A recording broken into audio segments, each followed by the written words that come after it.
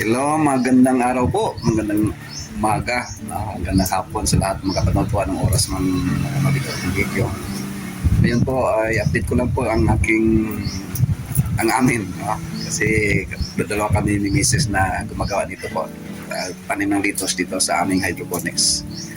Yan po, gusto ko pong i-update kayo dahil 5 taon na po ngayong Marso mula po na nag-umpisa tayo sa hydroponics.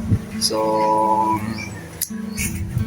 umpisa po nung maliit, isang taon po na greenhouse na maliit lang po yung pinag-umpisahan nito. Kami po ay kawayan lang. So hanggang po nakakuha tayo ng isang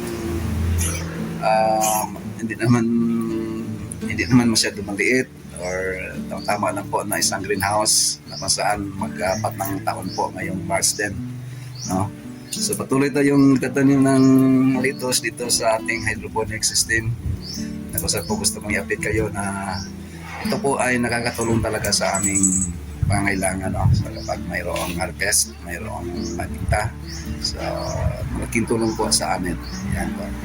So ito na, ipakita ko itong tinanim ni Mrs. kanina, yung transplant po na maliliit pa.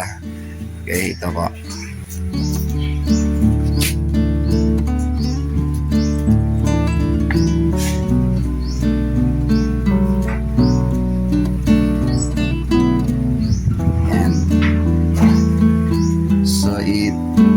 Lipat natin ito doon sa aming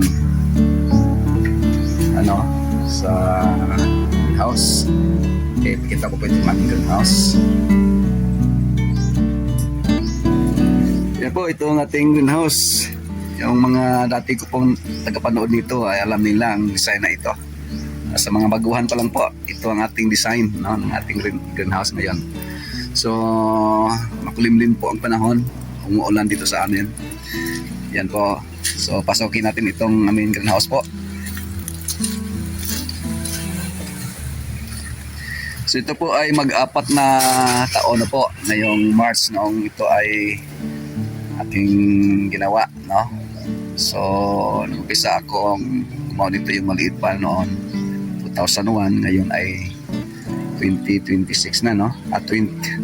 Noong 2021, ngayon ay 2026 na. So, 5 taon na po mula nga nag-umpisa ako ng hydroponics. So, tuloy-tuloy po. So, ito na yung ating yung bagong tanim po. Ayan. Ito. Ito. So, itong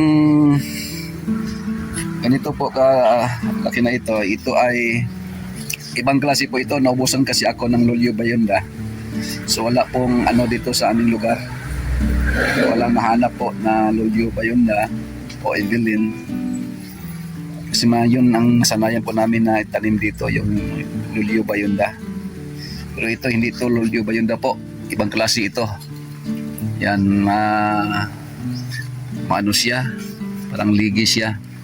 Yan po. Pero maganda rin ang lasa dito. Kasi doon sa pakete po hindi po nakalagay kung anong pangalan nito. Nakalagay lang doon po ay Curly Litos. Okay. At isang sacks. Yung isang pakete po ang nabili namin. Kasi hindi pa dumating yung order namin na Lolyo Bayonda. Yan po. Okay. So dyan sa banda po dyan, hindi na po matanim naman yan, nasira kasi yan doon dito. So dito lang kami nag-focus sa 2 table na ito kasi hindi ko po talaga na bigyan ng tamang panahon po ito. Si Mrs. na nga po ang nagpatuloy nito, nagtatanim, nagsimilya. Ko po ay nag-alalay lang kasi busy ako sa iba kong gawain. Yan po, salamat po sa panonood. Dito po ang update po. 5 taon na ng aming pag-hydroponics. Yan. Okay po. So, maraming salamat sa panonood. God bless. Bye-bye.